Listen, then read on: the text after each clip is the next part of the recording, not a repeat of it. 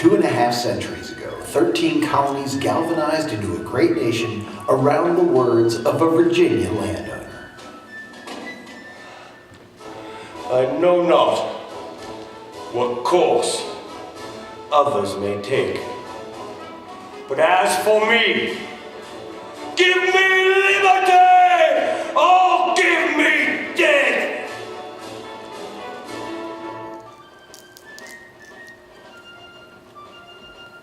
Nearly 100 years later, a fractured nation reunited behind an Illinois lawyer's promise.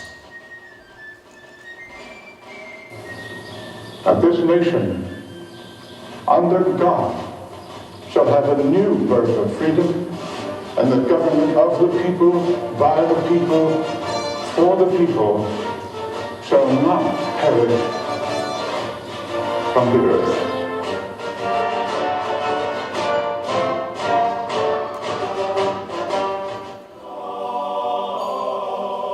A century after that, the victims of years of racial discrimination and violence dared to dream and believe in the words of a Baptist minister from Atlanta. I have a dream. My poor little children will one day live in a nation where they will not be judged by the color of their skin, but by the content of their character. I have a dream today. However, no speech has ever done more to shape history or impact culture than the words of an obscure Jewish carpenter who strode onto the world stage to deliver his first sermon on a hillside in Galilee.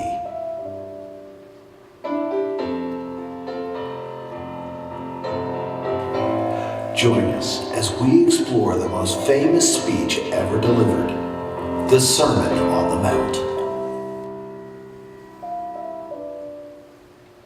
Good morning again. Good to see everyone, except right now I can't see any of you because the lights are there. You are. Look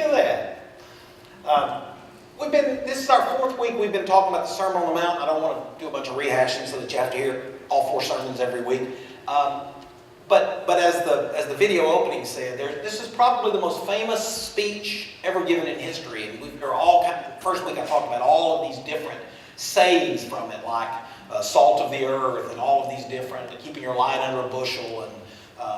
And we've been kind of talking through it, and it was such a radical thing for a couple of reasons. One is, Matthew chapter 4 is the first words we see Jesus ever speak in the Bible, and this is what it says. He went all over the area around the Sea of Galilee, preaching, telling people to repent, for the kingdom of heaven is at hand.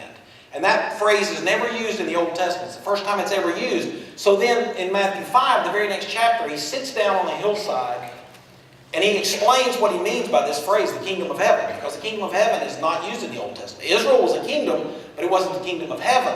And in fact, what Jesus has come, and what he uses another word for the first time in the whole Bible, and that is church. And what he's come is to build his church, his kingdom on earth. And keep in mind now, he's talking to a group of people who were under Roman rule. And they were under basically a military occupation. And Rome was the greatest kingdom in the world in their time. In fact, the greatest kingdom in the history of the world. So they knew about kingdom in terms of force and in terms of visible shows of power and in forms of oppressiveness.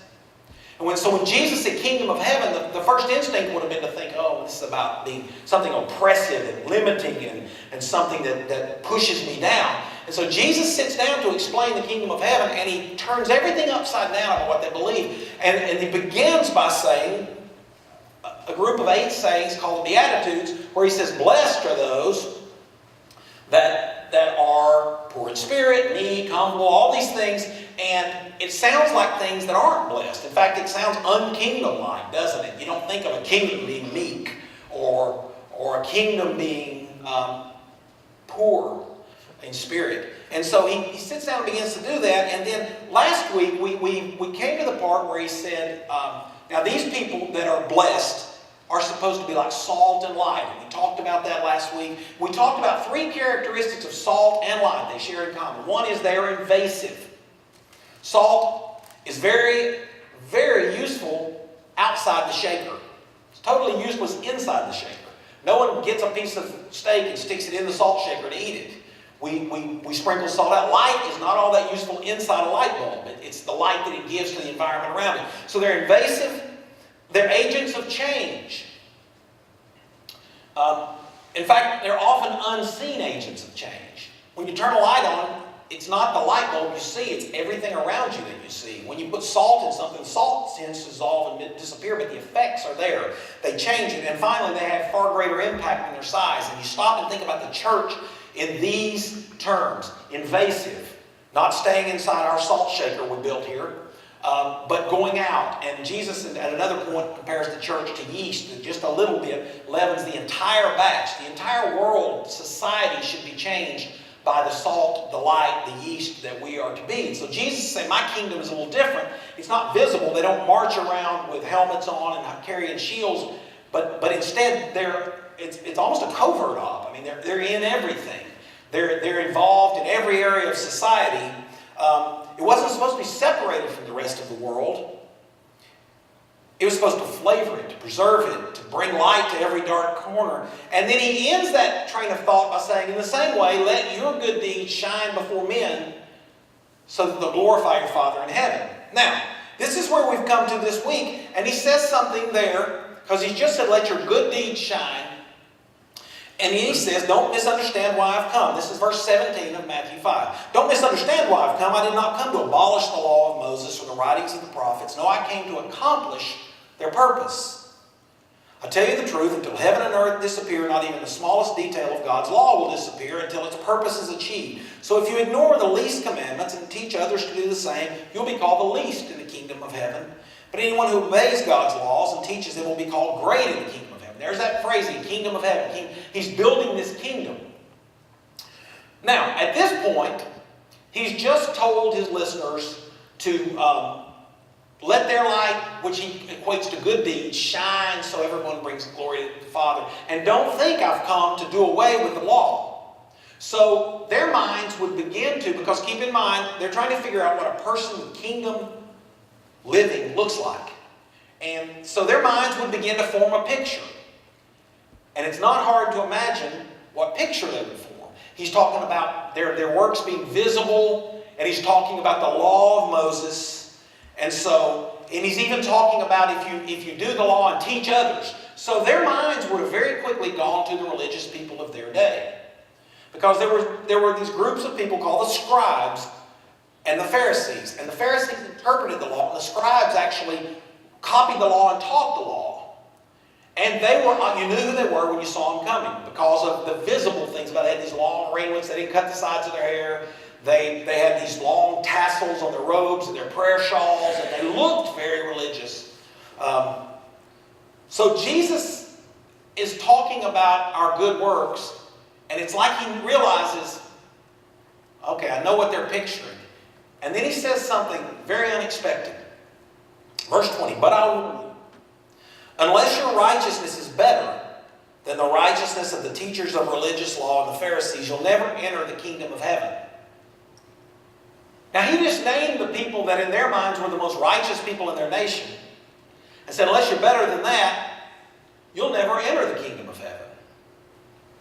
It's a shocking thing to say.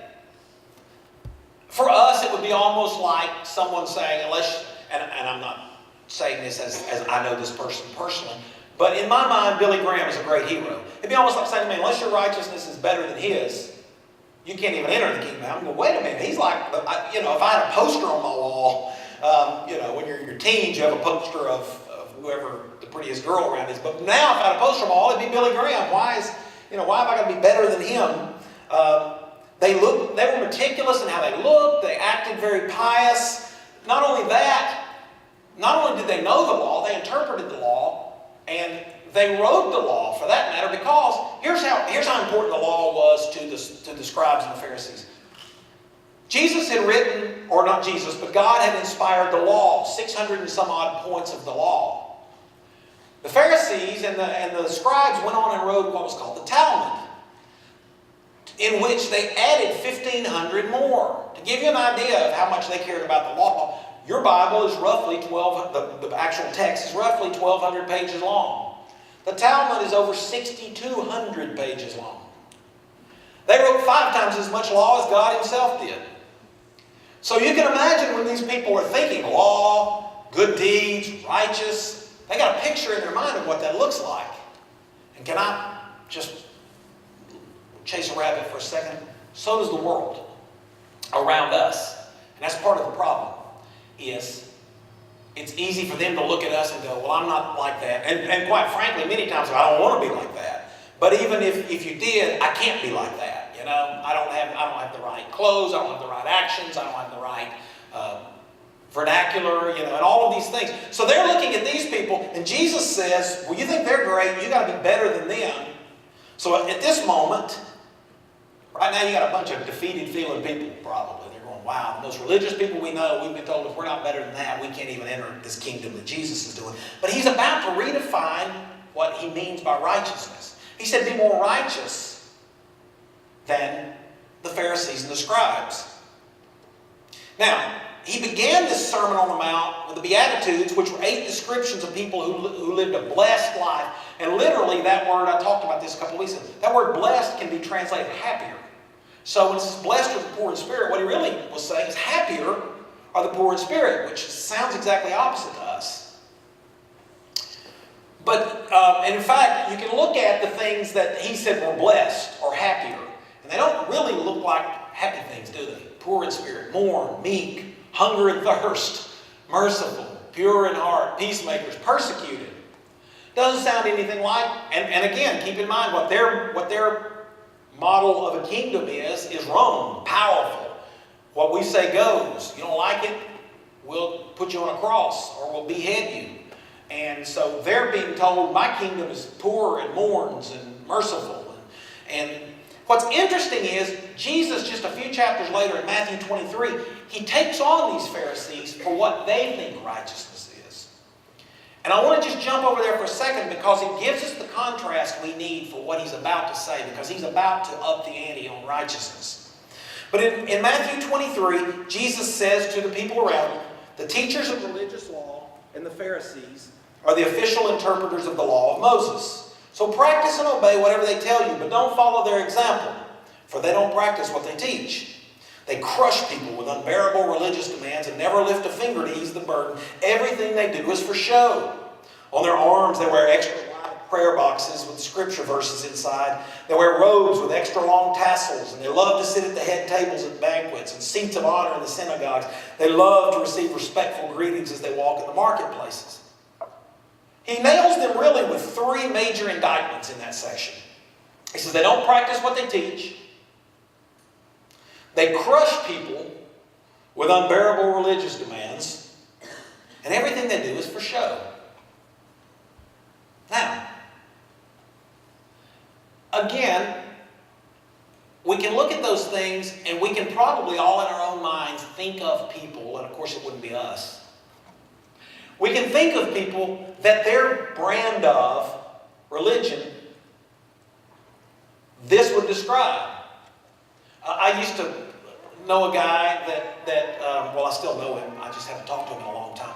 But he used to say, I can preach righteousness so hard Jesus couldn't live it. I'm going, that's really great, I guess. But the point being, we've met people that their religion would be so hard nobody can measure up to it. But then Jesus does something really interesting in chapter 23. And that is, you remember he gave 8 beatitudes, 8 blessed, 8 happier types of people. He now gives 8 woes to the Pharisees. And woe literally means what great sorrow awaits you. So he said in the Beatitudes, 8, this is make you happier. This is what happier people do. And then he says to the Pharisees 8 different times what great sadness awaits you because, and I'm not going to read all those to you, but I'll just tell you what they are. They shut the door of the kingdom in people's faces. They pray long, showy prayers while neglecting the widows and the less fortunate. They destroy other believers. In fact, he says, you'll go halfway across the world to win one person and then make him, he calls him twice the son of hell that you are.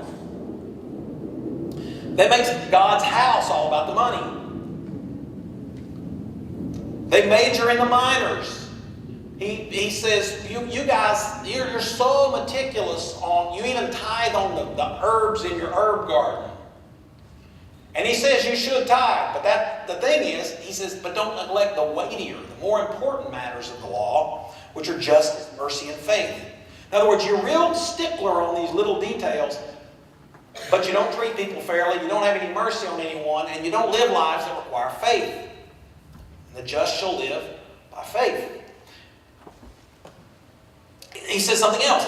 They worry more about appearances than what's on the inside. He uses this little word picture. He says you're like a cup that you scrub the outside of, but inside it's still filthy. It looks good if you're sitting across the table from it, but inside it's still filthy. He says you look beautiful on the surface, but you're dead inside. And he used another word picture. He says you're like a whitewashed tomb, like somebody just put a fresh coat of white on this sepulcher, but inside you're full of dead man's bones. And finally, remember the last of the Beatitudes was blessed are you when you're persecuted. He said, you persecute prophets, and teachers, and other members of the kingdom. Now, for a minute, for just a second, I don't want to spend too long on this, but for just a second, I want you to not be you.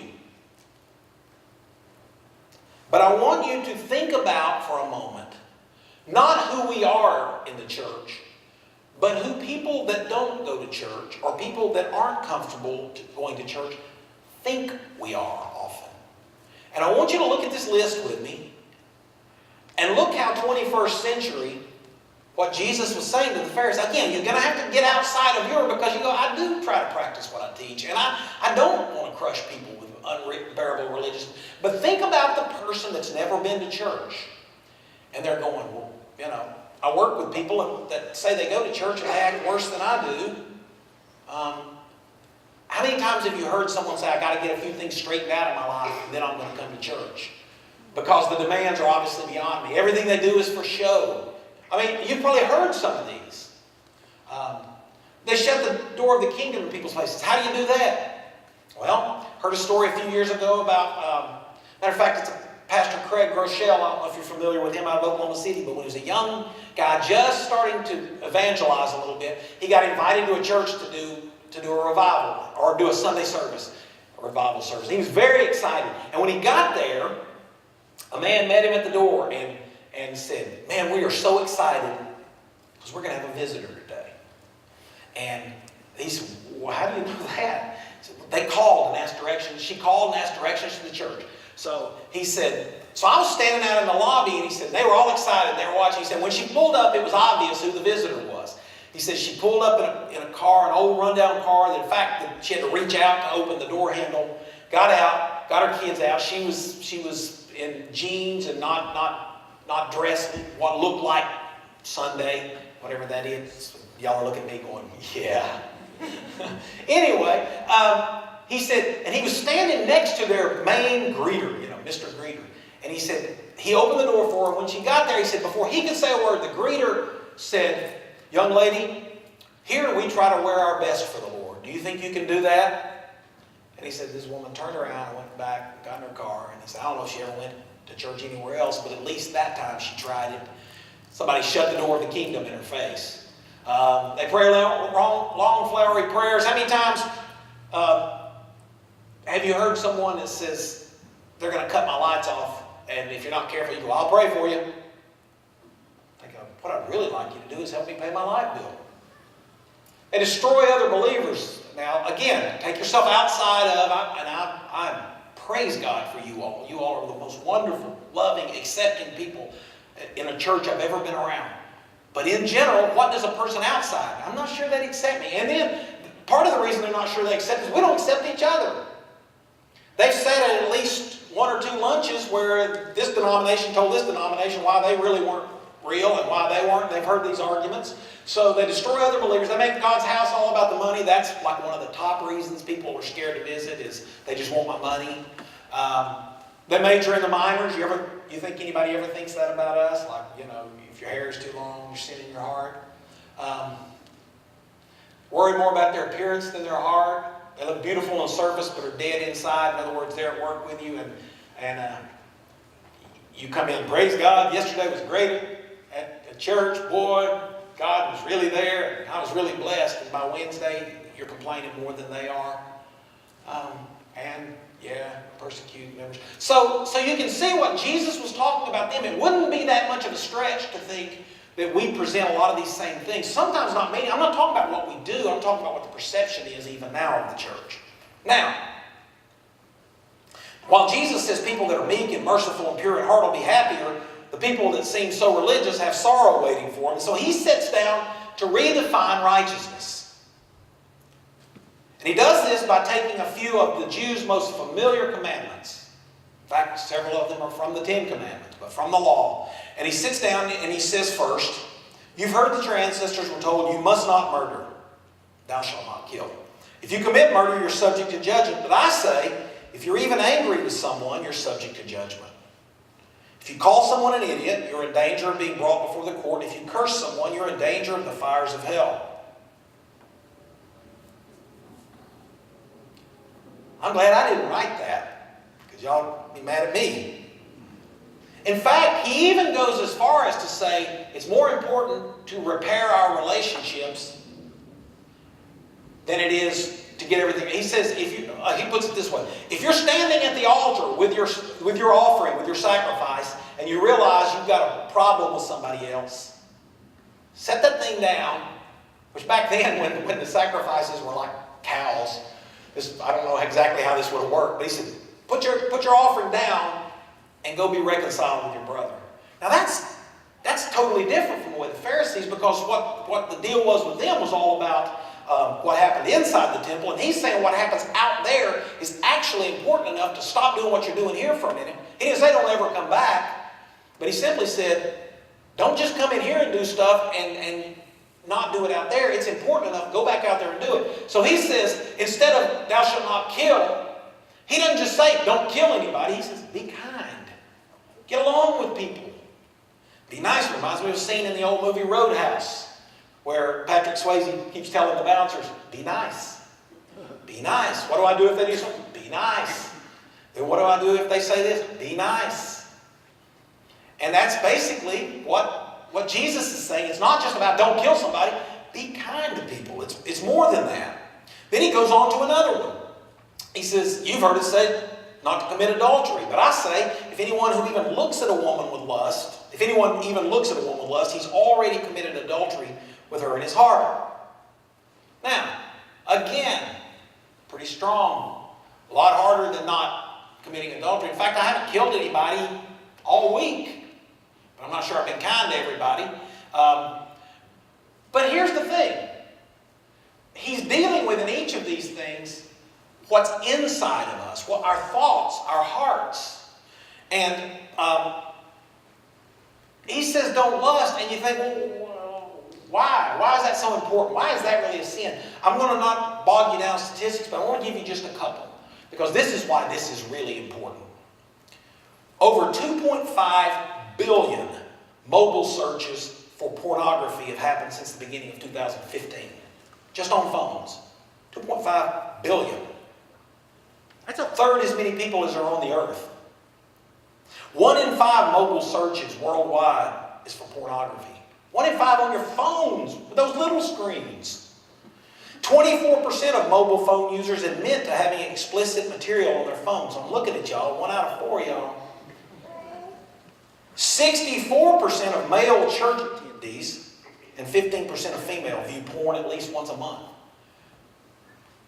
This is why lust is a big deal. It's not a victimless sin. 68% of divorce cases involve one party meeting a new lover over the internet, and 56% of divorces involve one party having an obsessive interest in pornographic websites. The point is, Jesus is saying, you're destroying your relationships. It's not just about being with someone else. It's about this whole thought process and how your mind is working and keeping it. So he's saying, be faithful. Not just avoid the urge. He's saying, be faithful. The third thing he says is, you've heard it, the law says a man can divorce his wife by merely giving her a written notice of divorce. But I say that a man who divorces his wife, unless she's been unfaithful, causes her to commit adultery.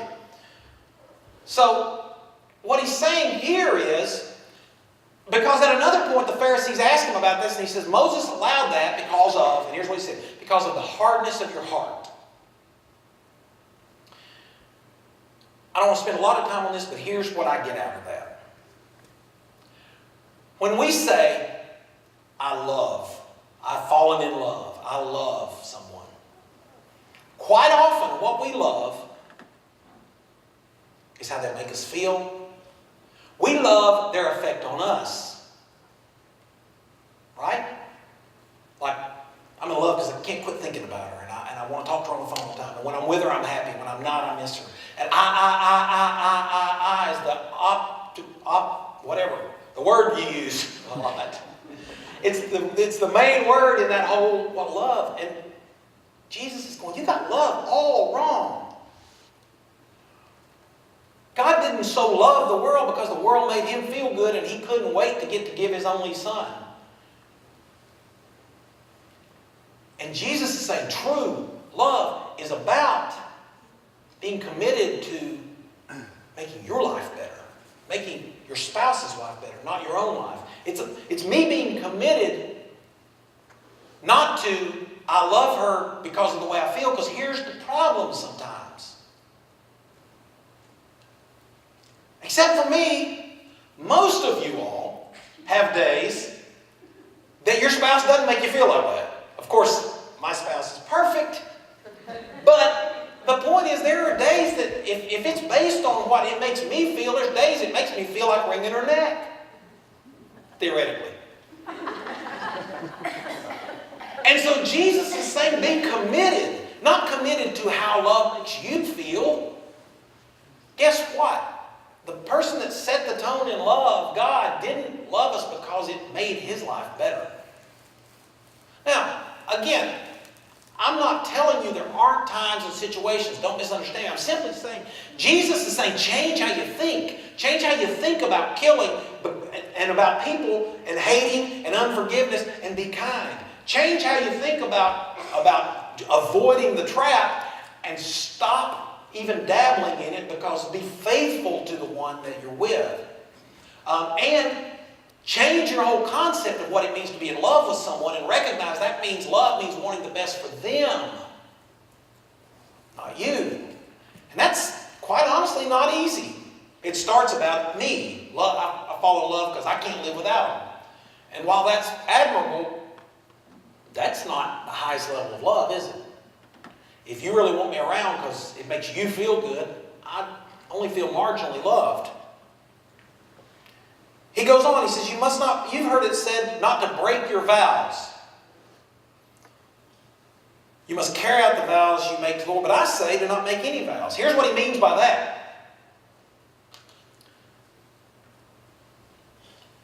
Right hand to God, swear on my mom's grave, whatever. All of these things that we need to use to prove we're telling the truth. He said, don't make a vow at all. Let your yes be yes, your no be no. Guess what? He's saying, be honest. Have integrity. If I tell you I'll do something, I don't need to raise my right hand to the sky or put it on a Bible or anything else. If I said I'd be there, be there. He says, have integrity. Be honest. That's what keep your vows is about. Then he goes on, you've heard the law that says punishment must match the injury. An eye for an eye, a tooth for a tooth. But I say, boy, these but-I says are tough, aren't they? But I say, do not resist an evil person. If someone slaps you on the right cheek, offer the other cheek also. If you're sued in court and your shirt is taken away from you, give your coat too. If a soldier demands that you carry his gear for a mile, carry it 2 miles. Give to those who ask, and don't turn away from those who want to borrow. What he's really saying here is be generous.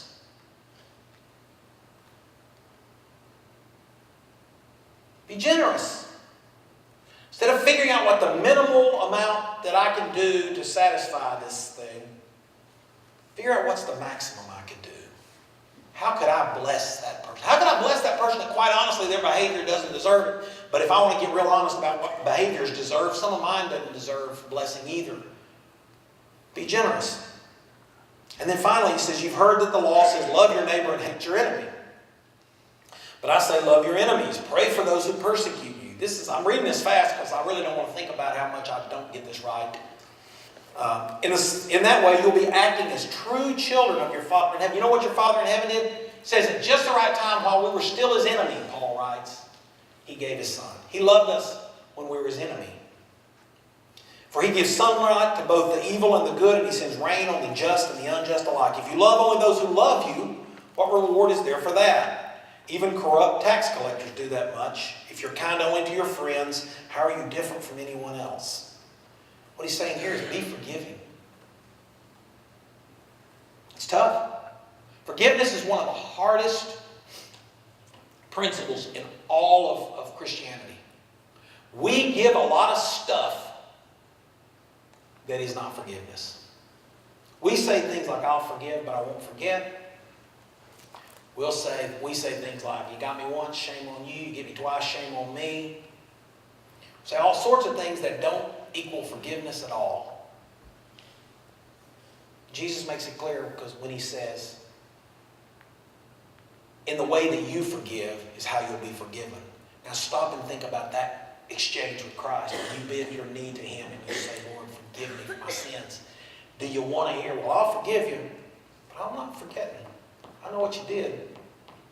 And I've got this, you see this whiteboard over here. I got all these slashes on it. I'm just waiting. You know, you're on the clock.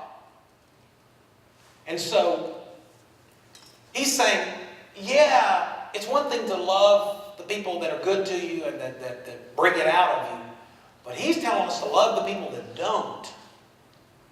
Be forgiving. Now there's something really interesting about all of this. All of the commands in white, which are the original commands of the law, are something to do. You notice that? Or not to do. To do or not to do? That is the question. Don't kill, don't commit adultery, don't divorce your wife, do keep your vows, don't jab somebody's eye out if they jab yours out, and do love your neighbor, and don't hate your enemy. You notice everything there is something to do. And that's the whole issue with the law, is it's what you do. You notice what all the things in yellow are? Something to be. And Jesus closes the chapter, the very next verse, and it's the last verse of the chapter, kind of brings that home because he says, but you are to be, not do, be perfect, even as your Father in heaven is perfect. And again, I talked about this earlier, but perfect doesn't mean don't ever get anything wrong. It means mature, fully developed. And it's about being. And the whole thing he's trying to bring to these people is the kingdom of heaven is inside. It's who you are. It's not what you do. And so when we get tangled up in what we do, there's two problems. One is we can't get it all right.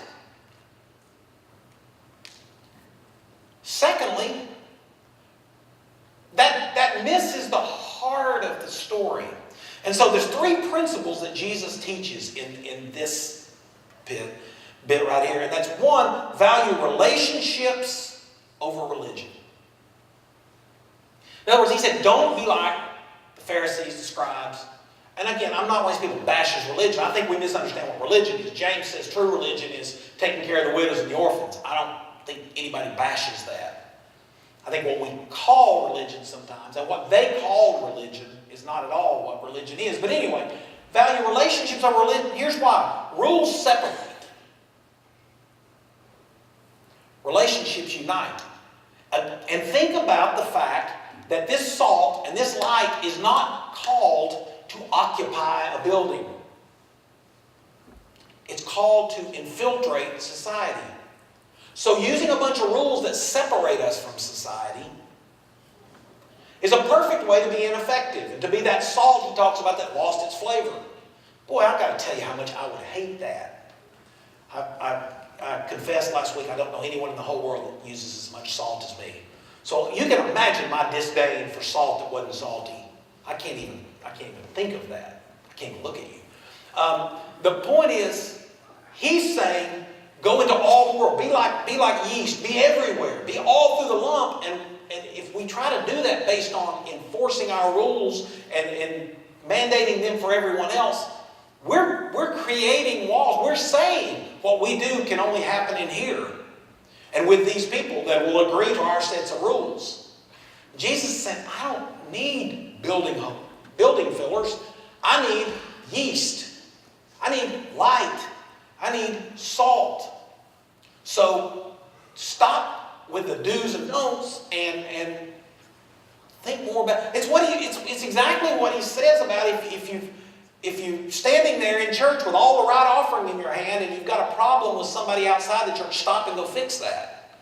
Value relationships over religion. Now, keep in mind our relationship with Christ is one of them. I'm not telling you don't worry about being a Christian. I'm simply saying let's chill a little bit on the mandates and the rules and try to build bridges instead of dividing walls. Secondly, and this one's important, he says value grace over self-righteousness. And I want to tell you a little bit of a story to kind of illustrate it. My first job was for the YMCA when I was in 9th grade, I think. And part of my job, suffering as I did, was the afternoons I was a lifeguard. And there's a principle I learned in life-saving. And that is, when someone's drowning or thinks they are, and you dive in to save them, the most dangerous thing in the pool is them.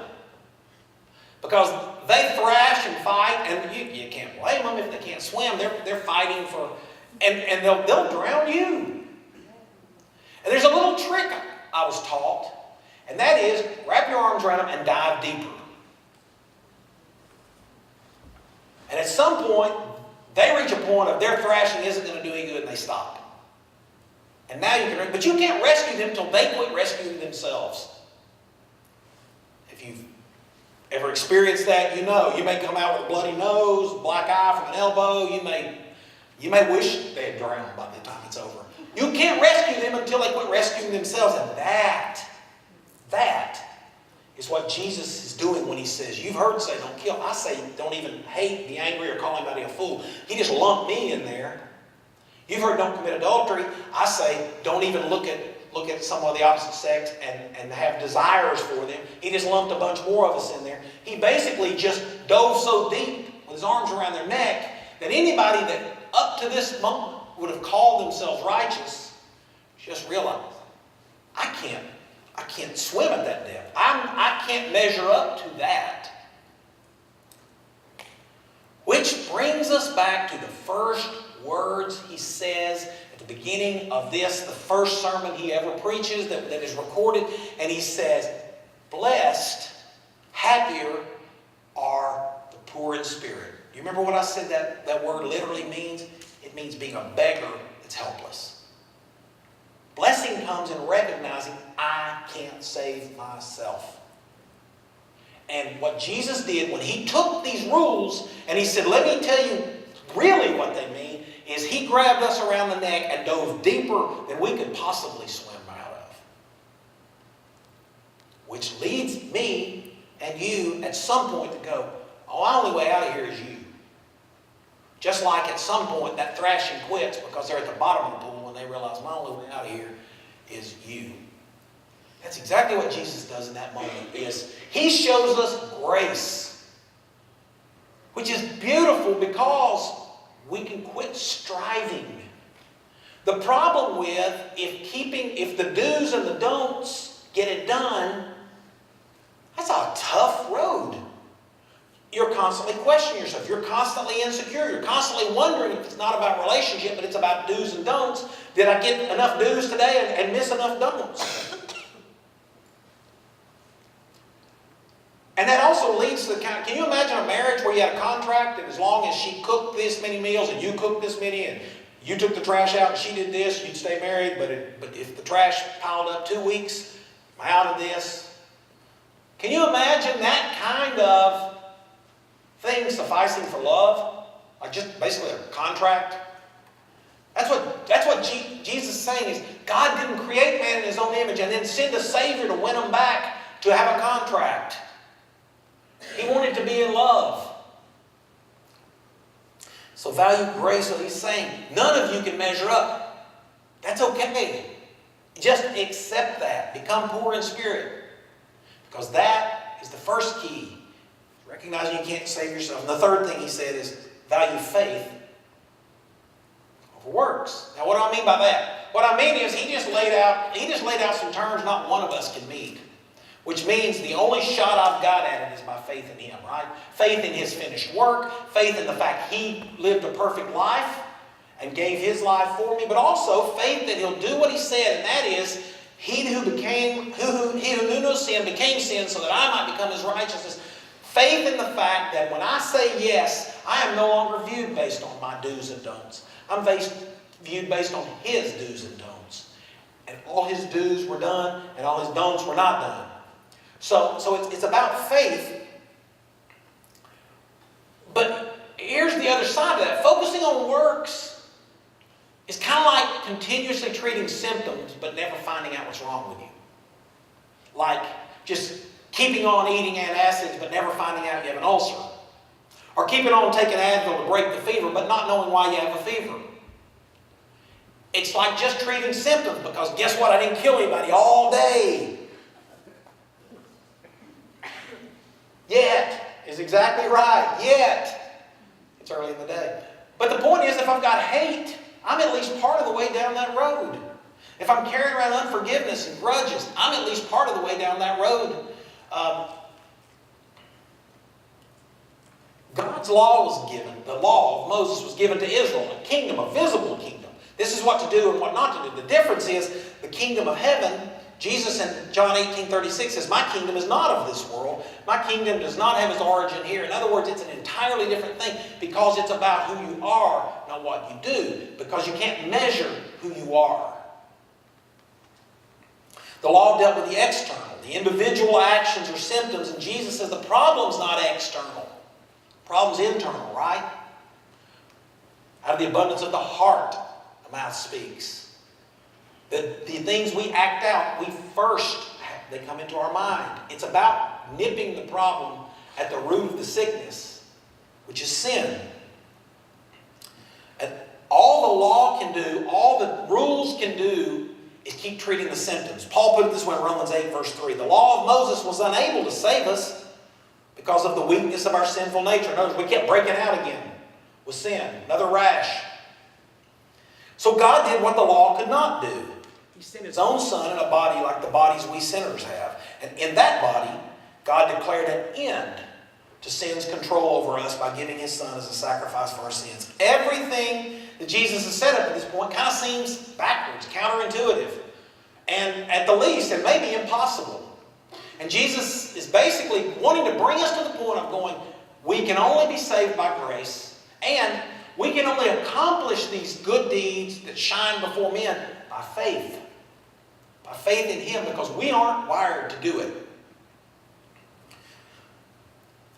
We accomplish kingdom living. We accomplish becoming part of the kingdom by faith. Hebrews 11 is called the Faith Hall of Fame. You may remember a series I did last year on Hebrews 11. It just lists off all of these great faithful patriarchs from the Old Testament and how by faith they did all kinds of things. Verse 8 says, by faith that Abraham obeyed when God called him to leave home. There's a principle in this I want to see if I can get across. And go to another land that God would give him as his inheritance. He went without knowing where he was going. And even when he reached the land God promised him, he lived there by faith. For he was like a foreigner living in tents. And so did Isaac and Jacob, who inherited, that was his son and grandson, who inherited the same promise. Abraham was confidently looking forward to a city with eternal foundations, a city designed and built by God. Let me jump over to verse 13. They agreed that they were foreigners and nomads here on earth. Obviously, people who say such things are looking forward to a country they can call their own. If they had longed for the country they came from, they could have gone back, but they were looking for a better place, a heavenly homeland. That's why God is not ashamed to be called their God, for he has prepared a city for them. In other words, live like you're staying in a hotel instead of your home. I've stayed in a lot of hotels in my life. Let me tell you a few things I've never done in a hotel. Painted the walls. Ripped up the carpet because I didn't like it or it was kind of worn and put some new carpet down. Very little furniture moving. I might move a chair closer to the window. But in general, I haven't I wonder how the bed would look across the room. That desk would look really great in the bathroom. I mean, all these things, though, I've done at my house, well, not the desk in the bathroom, but all these other things I've done at my home, because I'm decorating it for me, and this is where I'm going to be, and I want to come in and I want it to be a certain way. Hotel is just a means to an end. If it's got a bed and it's clean and it's got a decent shower, we can work with that. And isn't that what Hebrews 11 just said about Abraham and Isaac and Jacob? They lived in a hotel. They didn't build a home. What does that look like for you and me? Because I'm not suggesting we all move out and go hit the Hampton Inn. 2 Corinthians 5 verse 1, we know that when this earthly tent we live in is taken down, that is when we die and leave this mortal body, we will have a house in heaven, an eternal body made for us by God Himself and not by human hands. So we are always confident, even though we know that as long as we live in these bodies, we are not at home with the Lord. For we live by believing, or by faith, and not seeing. We live by faith and not sight.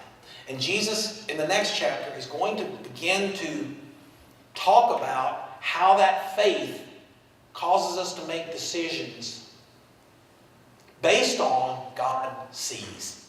And if nobody else in the world does the right thing by me, if nobody else does, if they don't deserve me to forgive them, if they don't deserve me to fix that relationship, if they don't ask me, in fact, when I try to fix a relationship, if they thumb their nose at me, doesn't matter, because faith tells me God sees me, and His Word tells me that He is a rewarder of those who diligently seek Him, that He sees the good deeds we do, and that He rewards us for them, both in this life and the one to come. In fact, He tells Peter at one point, there's nobody that's given anything up for me that won't have much more in this life and the world to come. That's faith. And that's living a kingdom life. It's living for the unseen.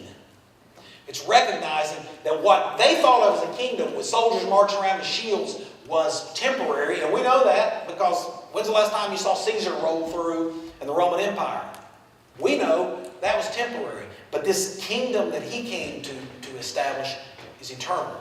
It's still, in fact, it's larger now than it's ever been. It has continued to grow. The church now, there are over 2 billion Christians on this earth. There weren't probably 2 billion people on the earth at that time. So this kingdom, this yeast that He has put into the batch of dough has continued to spread through it. But for us, it's about figuring it out. I think for us the challenge is going to be, throughout this message, is viewing these teachings in the context of being salt and light outside these walls. Because it's not real hard to get church right in church. But church was never about in church. In fact, the word doesn't have anything to even do with a building. It has to do with a group of people, us. It could happen anywhere. Church could happen in the street, in the parking lot, doesn't matter. And so he is simply saying for the first time, this is what the church, this is what the kingdom of heaven, which is the church, this is what it's actually supposed to be like. This is what you and I are supposed to live like. And he throws something so radical out that people at first are going, well, how in the world? What he does first is dives deep. He says to them, this is what true righteousness looks like. This is the better righteousness. And they all say the same thing I say when I read it. Well, I can't do that. I can't never hate, never call somebody an idiot, never look at the wrong thing, never. I just can't. I can try, and I am trying, but I can't. And so he is building to this thing of understanding. No, you can't. Neither can anyone else, which means we all are equally in need of grace and rain. We're all equally in need of grace. And when we understand we need grace, then we become those blessed, the merciful, because we recognize somebody else that does something to us that could use a little grace from us. Well, we were recipients ourselves. I'm going to ask you to bow your heads for a moment. And maybe you're here this morning and you're not part of this kingdom yet. You're going, I just don't know, man. And when you put that one list up of all the things that Jesus said the Pharisees were, that's a lot of the stuff I've kind of thought about Christians in the church. And, the rules are so hard, and I don't know the secret handshakes, and I can't get in, and I'm not good enough yet, and I don't look good enough on the surface like they do. And frankly, some of them I know don't look as good inside as they do outside, and all of these things. Maybe you're thinking that, and So maybe today was perfect to show you that that's not the kingdom of heaven. The kingdom of heaven is poor in spirit and meek and hungers and thirsts for righteousness, but a better righteousness. And maybe today you go, you know what? I'd be part of that. I want to be part of this kingdom Jesus is building. This kingdom that cares about their brothers so much that they'll drop what they're doing at church to go fix that. I want to be part of that. But most of all, I want to be part of someone that loved me so much that while I was still his enemy, he gave his life for me. If that's you this morning, it's as simple as saying, all right, Lord, you took me deep enough in the water to understand I can't get this right and I need you. I can't save myself. I need you.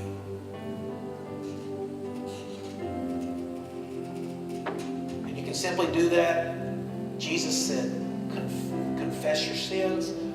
And his word says that if you do, he's faithful and just to forgive us our sins, cleanse us from all unrighteousness. So it's as simple this morning as asking, Lord, I want to be part of your kingdom. I confess I come up short. And let me give you a little secret. You will continue to come up short at times. But it's about relationship, not rules. So, as we're going to do one last song, and I encourage you, just talk to him in your own way. You don't need me to tell you what to say. It is this simple. Say, Lord, I need you. I need help. I want to be part of this kingdom, and I know I'm not good enough. But the good news I got this morning is neither is anyone else here. So, please, forgive me, accept me, be Lord of my life, be King of kings in my life. Let me become part of your kingdom. And maybe you're here and you've known him for very long, but I hope something still in what I said about the kingdom that cares about the people around them, the kingdom of compassion has touched your heart. That's got to happen. We got to be that. So let's stand together. We're going to do one last song, and I'm going to give you just a moment to pray or worship with us right where you are.